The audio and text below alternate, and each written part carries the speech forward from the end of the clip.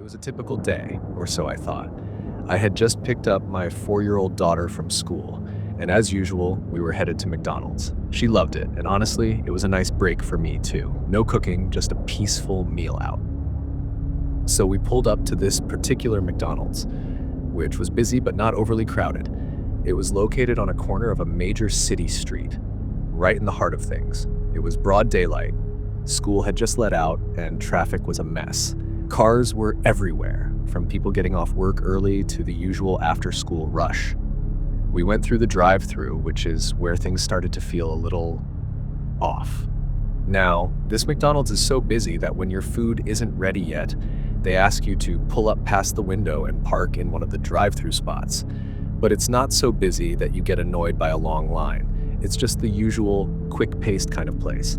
So I made my order, paid at the window, and was told to park and wait for the food. At this point, I decided to pull into a spot facing forward. Normally, I always back into parking spaces because I like being able to make a quick getaway. I don't know, maybe it's just my thing. But that day, I didn't. I parked facing forward, right where the car could easily get out, and we waited. As we were sitting there, I noticed a car pull in right next to us. It didn't seem too odd at first. After all, it was the drive-thru spot. But then I realized something. This car didn't look like it was there to get food. There were two men in the car, the driver and a passenger. The passenger got out and walked around to the back of the car, right next to my daughter's side. I wasn't sure what to think at first. He tried to open the door, the one where my daughter was sitting in her car seat. I'm thankful that the door was locked. But then, my heart stopped. He didn't seem like he was having trouble getting the door open. It felt like he was just trying, and then moving away when it didn't work. I had no idea what was going on. Was he trying to steal something from the car? Was it a robbery? Or worse, was he trying to kidnap my daughter? I didn't know, but something told me it wasn't just about stealing my purse. He'd gone right for the back seat, the spot where my daughter was sitting, and that made it clear this wasn't about money. This was something far worse. I turned in my seat, facing him, and I just held my arms out like, "What are you doing?" I didn't even think. It was instinct. Pure instinct. And just as I said it, he noticed me. He mouthed an apology, and then, without a word, he walked back around to the driver's side of the car, got in, and they drove off. I'm not sure what would have happened if I hadn't reacted in that moment. I don't know what his plan was, but my mind kept racing with questions. What did he think would happen? How was he planning to take her? The whole thing felt so surreal. In that split second, I thought about what I would have done if he had gotten her. My daughter was strapped into her car seat, and there was no way he could have just pulled her out. Even if he did, I would have been right there. I could have reached back and grabbed her legs, held onto her with everything I had.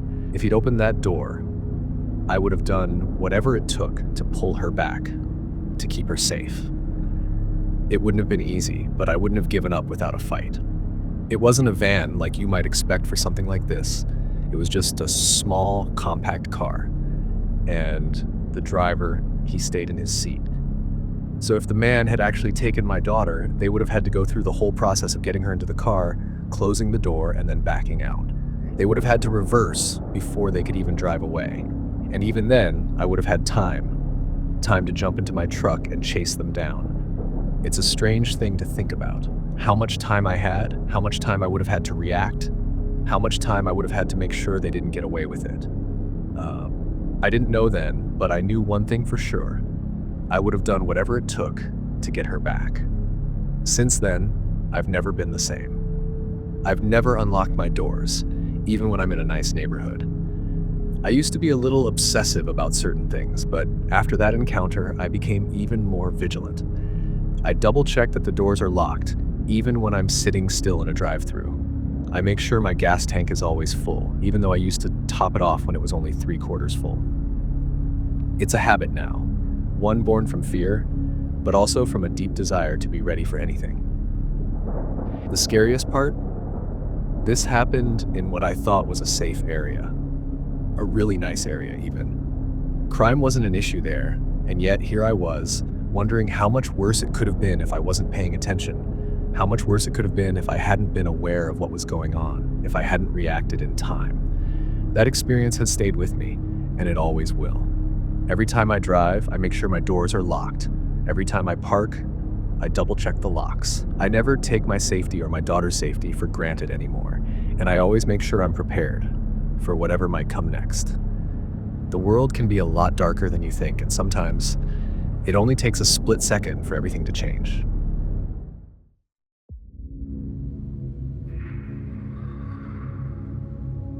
I work the night shift at a hotel, and let me tell you, it's usually pretty quiet. The kind of job where you're just there to take reservations, check people in and out, and hope nothing weird happens.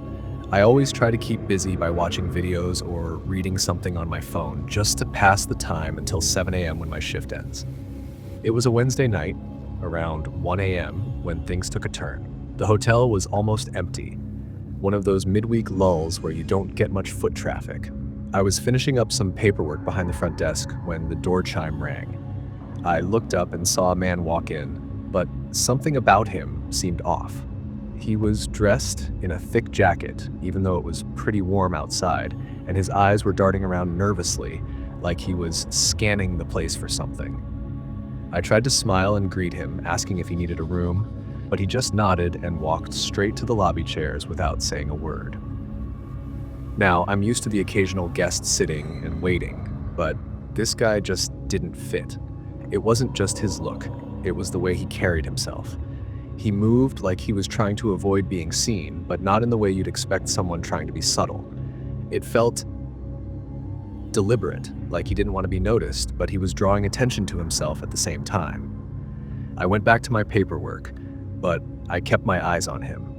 He didn't seem to be using his phone or doing anything to pass the time. He was just staring at the ground, rocking a little back and forth. I couldn't shake the feeling that he was waiting for something, but I didn't know what. Then, about 30 minutes later, he stood up. I figured he was just stretching his legs or something, but when I looked up again, he was right there at the front desk, leaning over it like he was trying to get a closer look at the computer screen. "Can I help you?" I asked, a little unsure about how close he was getting. He didn't answer. He just stared at me with those wide, unsettling eyes. I tried to take a step back, but something made me freeze in place. His breath was shaky, and his pupils were dilated like he was on something. Or maybe he hadn't slept in days. His skin had this pale, sickly look to it, and I could almost smell the stale sweat coming off him. "Is there something I can do for you?" I repeated, my voice a little firmer this time. He blinked, but didn't say anything. I could feel my heart starting to race, but I told myself it was nothing. Maybe he was just some oddball. People act weird sometimes, especially late at night. But then it got weirder. He reached into his jacket and pulled out a small crumpled paper. He placed it on the desk, face down, and looked at me without saying a word. I didn't know what to do. I stared at the paper, then back at him. He didn't move a muscle. Do you want me to read that?" I asked, trying to keep my voice calm. Still, no response. I reached forward and turned the paper over, expecting something simple, like a note or a request. But when I saw it, I immediately felt my stomach twist. It wasn't a note. It was a map. A very detailed map of the hotel, with markings all over it, some rooms circled, others crossed out in red ink. I immediately pushed the paper away, but the guy's hand shot out and grabbed it before I could even blink. He didn't make a sound. He just stared at me like I was supposed to understand something. "Sir, you need to leave," I said, my voice shaking now. I could feel my hands getting clammy, and I had this overwhelming sense that something was about to go terribly wrong. He didn't move, didn't even blink. He just kept staring at me, eyes wide and unblinking. I don't know what came over me, but I picked up the phone and dialed the local police. I didn't want to make a scene, but I wasn't about to wait around to see what he was planning to do next. The operator answered, and I whispered that I needed help immediately. I told them about the man, his strange behavior, and how he was acting like he was casing the place. The operator promised help would be on the way, and I hung up quickly, keeping my eyes on the guy the whole time. It felt like hours passed before the police arrived, but in reality, it was probably only about 10 minutes. The officers came in quietly, and I told them everything I had seen. They approached the man cautiously, and after a few words, they escorted him outside. I couldn't hear much, but I saw the cops handcuff him and put him in the back of their patrol car.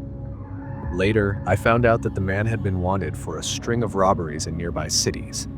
The map he had was a blueprint of the hotel he was planning to target. There had been a few recent reports of break-ins at hotels around the area, but nobody had connected them until now. He was arrested and taken into custody, but I couldn't stop thinking about what could have happened if I hadn't noticed him when I did.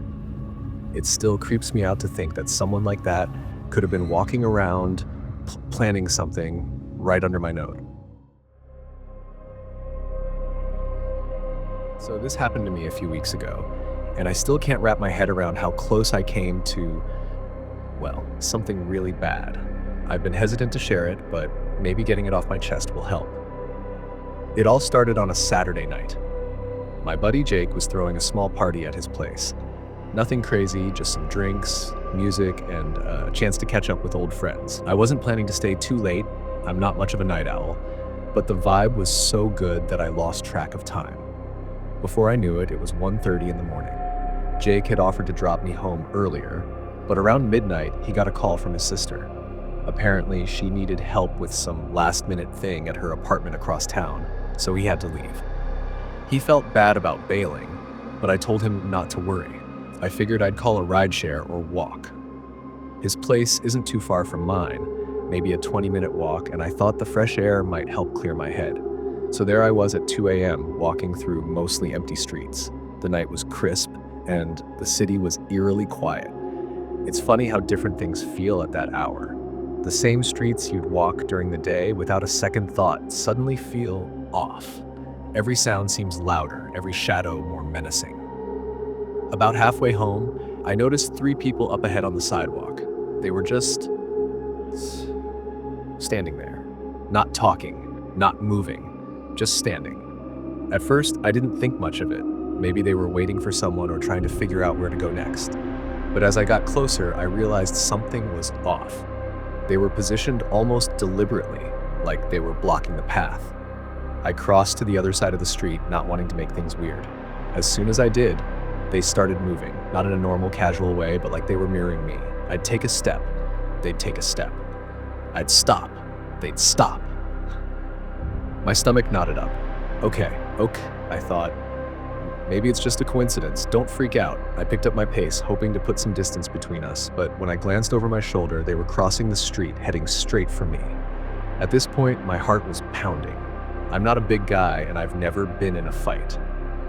If these 3 were planning something, I had no idea how I'd get out of it. I decided to duck into a side street, hoping to lose them. Bad move. The street was even darker, with fewer streetlights and no one else around. I could hear their footsteps behind me, getting closer. Panic set in. I started running, not even caring if it looked obvious. My only thought was to get away. But they weren't just following me, they were chasing me. I could hear them shouting now, though I couldn't make out what they were saying. My legs felt like lead, but adrenaline kept me going. I turned corner after corner, trying to shake them. At one point, I tripped over a loose brick in the pavement and nearly face-planted. I scrambled up, expecting to feel a hand grab me any second, but somehow I kept going. Then out of nowhere, I saw a house with its porch light on. It was the only sign of life on the entire street. Without thinking, I bolted up the steps and started banging on the door. "Please help me! Someone's chasing me!" For a terrifying few seconds, nothing happened. I could hear the footsteps getting louder, closing in. Then the door creaked open and an older man peered out. He looked confused and a little scared, but when he saw the panic on my face, he pulled me inside and locked the door behind me. "What's going on?" he asked. I could barely get the words out between gasps.